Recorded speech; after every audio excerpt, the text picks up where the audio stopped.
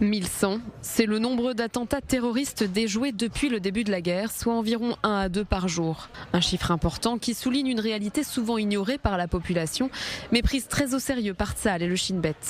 Selon un ancien responsable cité par Israël Hayom, ce chiffre comprend les attaques à l'explosif, à armes à feu ou à armes blanches. Mais il pourrait être encore bien plus important si l'on ajoutait aussi les jets de pierre ou de cocktails Molotov.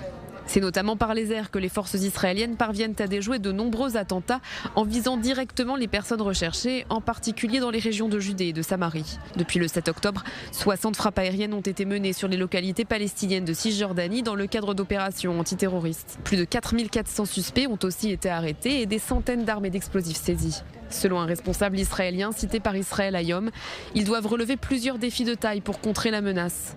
Les cargaisons d'armes et d'explosifs arrivent régulièrement depuis l'Iran par la frontière jordanienne. Les tirs sur les routes de Cisjordanie contre des véhicules israéliens, les tirs de la région de Jenin qui mettent en danger les Israéliens de l'autre côté de la ligne verte. Les autorités israéliennes notent également le rôle non négligeable des réseaux sociaux dans le développement des attaques. Désormais, les terroristes n'ont plus peur d'être arrêtés.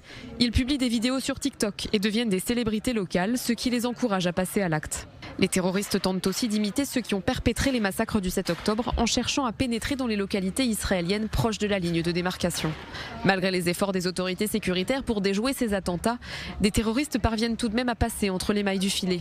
C'est notamment le cas du Palestinien de Naplouse muni d'une ceinture d'explosifs qui était à Tel Aviv dimanche soir.